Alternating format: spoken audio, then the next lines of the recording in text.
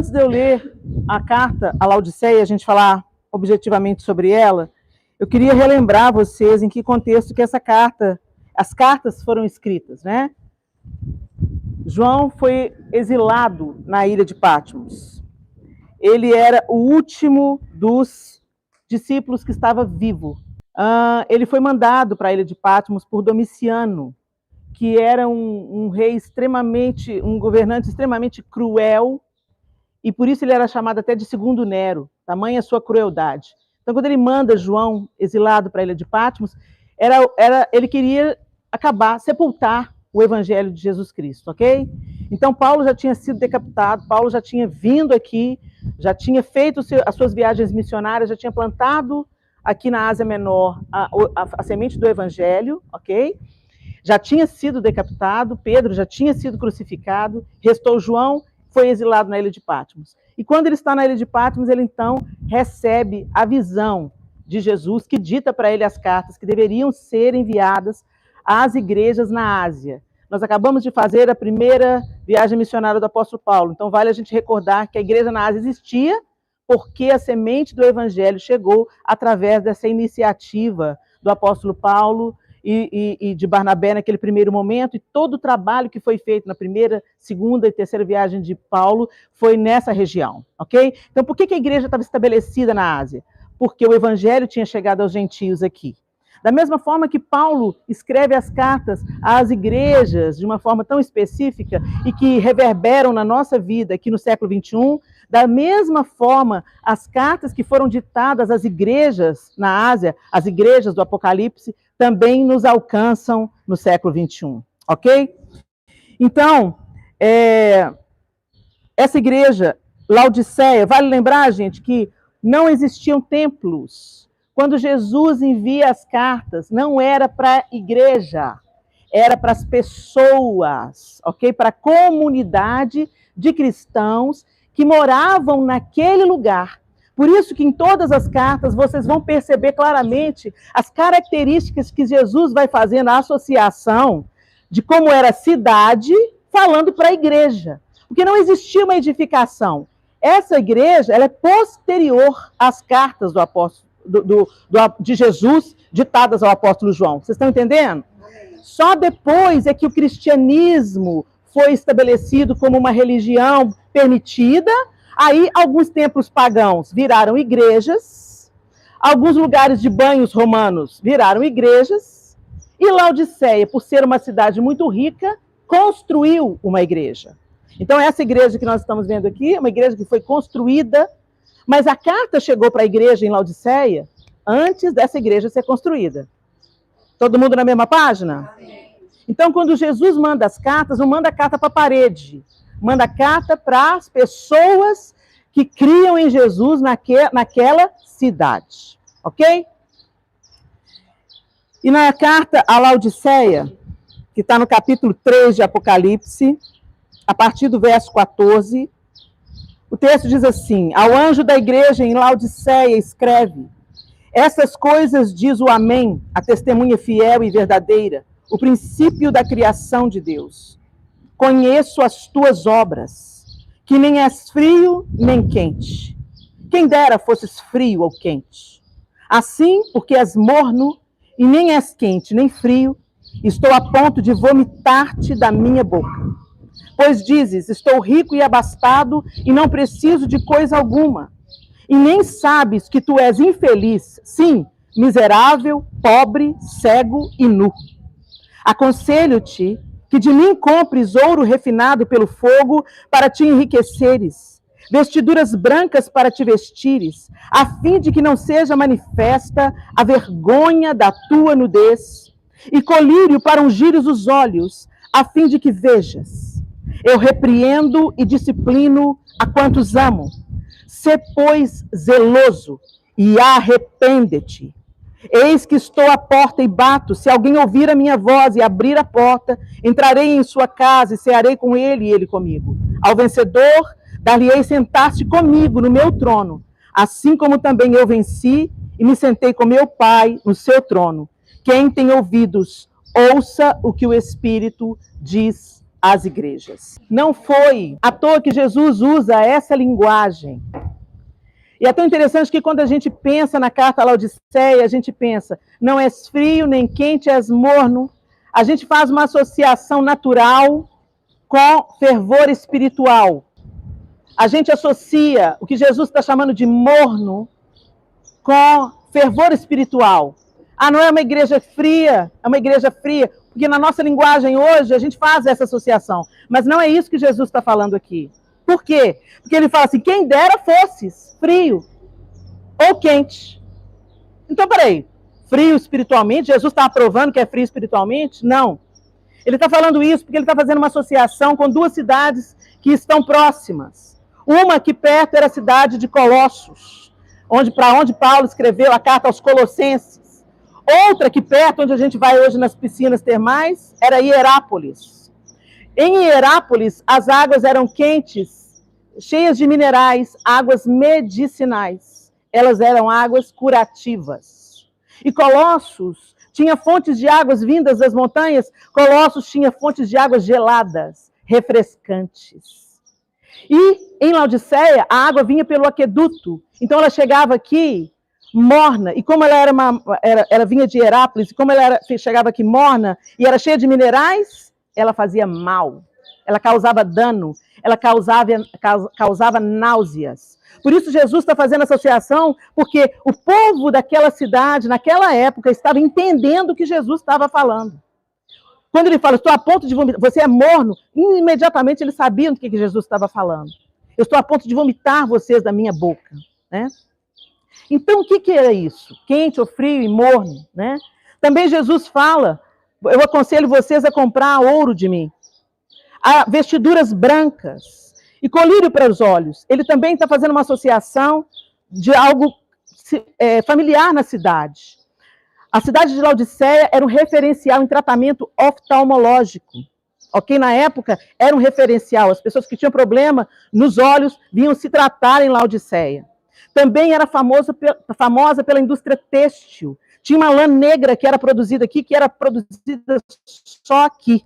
Então, a indústria têxtil, né, fazendo tecidos e lã, era uma cidade muito rica. Por que o ouro? Porque ela era rica por causa das atividades. A indústria têxtil próspera, a medicina próspera. E Jesus fala, eu aconselho que vocês comprem de mim ouro fino, colírio para os olhos e vestiduras brancas. Ele está fazendo uma associação com aquilo que os laodicenses, eles conheciam bem. E como é que que associação que a gente pode fazer com a igreja hoje? Qual que era a reprovação? Vocês veem que todas as igrejas, gente, Jesus tem uma crítica, mas ele também tem um elogio. A única igreja que Jesus não faz nenhum elogio é a igreja em Laodiceia. Jesus estava realmente aborrecido com Laodiceia. Ele usa palavras bem pesadas para Laodiceia. Mas qual que era o problema de Laodiceia? Imoralidade? Como outra igreja tinha? Não, não era imoralidade. Eles eram uma igreja que andava certinho. Eles tinham problemas com falso ensino? Não, a teologia deles era imaculada. Tudo certinho. O ensino todo bonitinho. Qual que era o problema deles, então? O problema de Laodiceia é que ela se bastava. Ela era um fim em si mesma.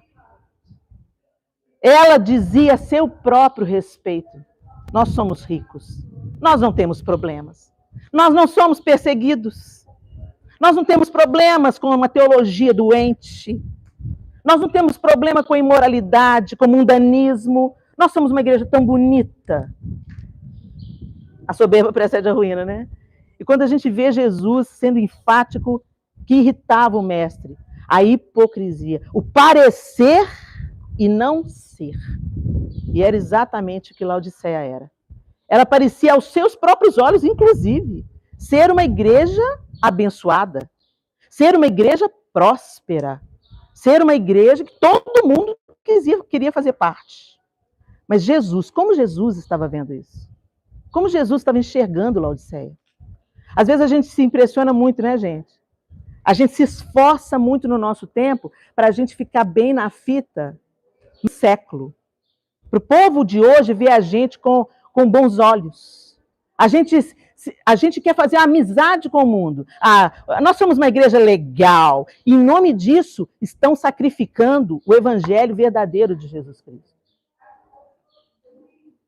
E quando o Senhor ele repreende Laodiceia, ele está dizendo: eu repreendo e eu disciplino a quantos amo, ser, pois, zeloso e arrepende-te. Não adianta você ser rica. Não adianta você ser de uma cidade onde a indústria têxtil é próspera. Não adianta vocês serem moralmente corretos. Não adianta vocês terem uma boa atitude em relação a vocês mesmos. Não adianta vocês, a seus próprios olhos, serem puros, porque vocês não estão sendo aprovados. E hoje, gente, a gente vive um tempo tão difícil. A gente vê claramente que as pessoas, a igreja do século XXI é uma igreja morna.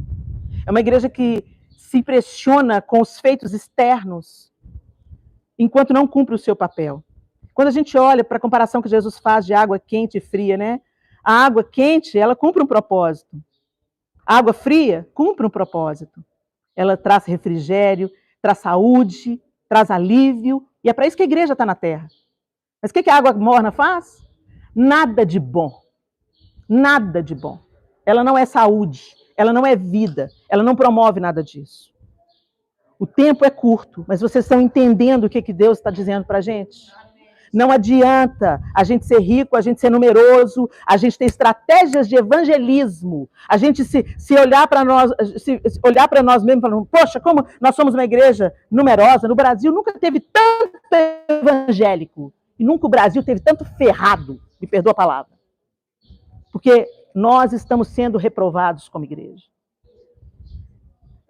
Que opinião nós temos a nosso próprio respeito?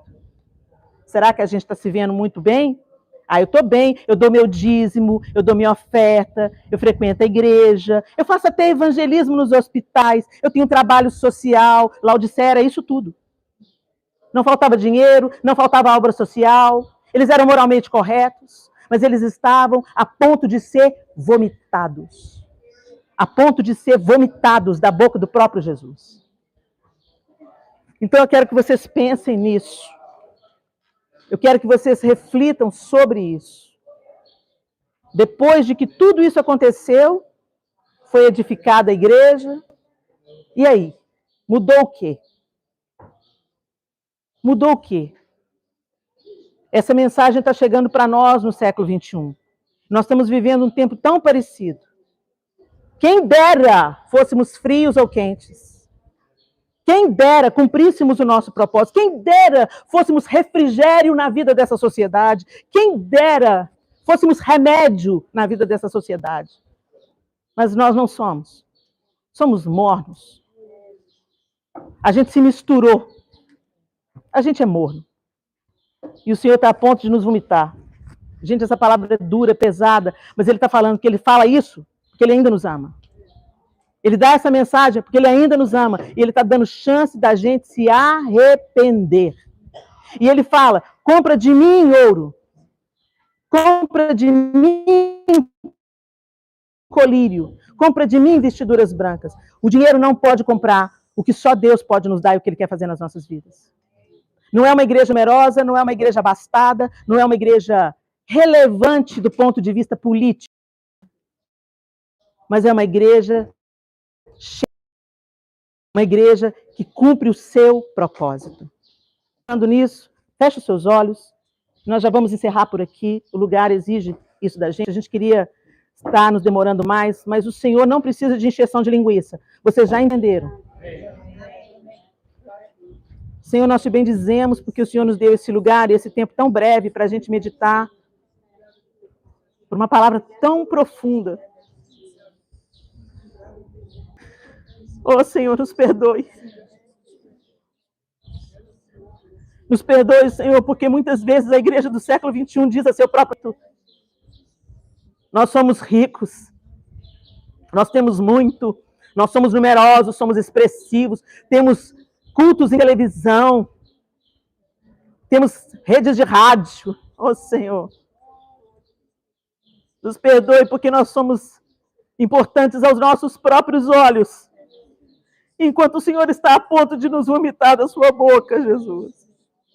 Deus, nos perdoe, perdoe o nosso pecado. Nós queremos atender ao seu chamado, sermos zelosos e nos arrependermos. E arrependimento não é remorso, arrependimento é mudança de atitude, mudança de pensamento, mudança de vida. Espírito de Deus nos leva a um relacionamento que não seja superficial, nem autocentrado. Aquela igreja balofa, autocentrada, se achando tão importante. Quantas vezes nós, como igreja, nos achamos tão santos aos nossos próprios olhos? Fala conosco na nossa particularidade, Senhor. Porque a instituição, ela é só o reflexo que nós somos na nossa individualidade. Nos perdoa, Senhor, por nos achar muito melhores do que os outros aos nossos próprios olhos.